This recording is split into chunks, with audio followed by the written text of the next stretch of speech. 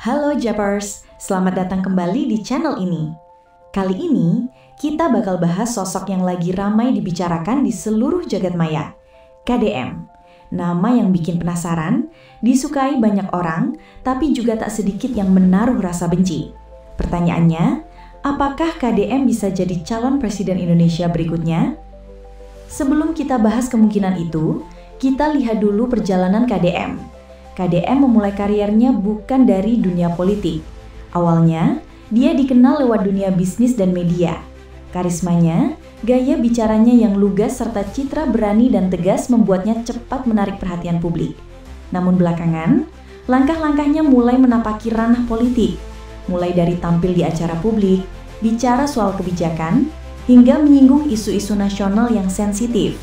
Dari situlah, banyak yang mulai melihat dia sebagai calon potensial.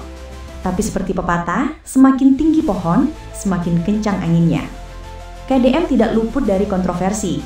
Ucapannya yang tajam kerap dianggap terlalu berani. Beberapa pihak menilai dia arogan, sementara pendukungnya justru bilang dia hanya jujur dan apa adanya. Di dunia politik, itu bisa jadi senjata dua sisi. Bisa menaikkan pamor tapi juga bisa menghancurkan reputasi dalam sekejap. Dalam dunia politik Indonesia yang penuh strategi, KDM kini dianggap sebagai sosok kuda hitam.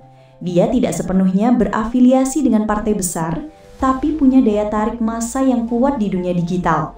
Para pendukungnya, kebanyakan anak muda, melihat KDM sebagai simbol perlawanan terhadap gaya politik lama. Sementara lawan politiknya menilai KDM hanyalah fenomena media yang belum terbukti mampu memimpin bangsa. Kalau kita lihat lebih dalam, ada beberapa tokoh besar yang tampak waspada terhadap popularitasnya. Isu-isu negatif mulai muncul, mulai dari tuduhan mencari sensasi, hingga kabar bahwa dia sedang dibidik oleh pihak tertentu yang tak ingin posisinya naik terlalu cepat. Tapi di sisi lain, loyalis KDM malah menganggap itu sebagai bukti bahwa dia mulai mengancam status quo. Begitu kata para pendukungnya di media sosial. Lalu apakah KDM benar-benar akan maju sebagai calon presiden Indonesia berikutnya? Jawabannya belum pasti. Tapi melihat arah langkahnya, pidatonya yang makin sering menyinggung isu nasional, dan munculnya gerakan relawan yang membawa namanya, semuanya mengarah ke satu kemungkinan. Ya, dia sedang menyiapkan jalan ke sana. Terlepas dari pro dan kontra, satu hal yang jelas, KDM adalah fenomena baru dalam politik Indonesia. Dia bisa jadi harapan baru bagi yang haus akan perubahan, tapi juga bisa jadi ancaman bagi mereka yang nyaman dengan sistem lama. Apapun yang terjadi nanti, perjalanan politik KDM akan jadi salah satu kisah paling menarik dalam sejarah politik modern Indonesia. Jadi, Japers, menurut kalian, apakah KDM layak jadi calon presiden berikutnya?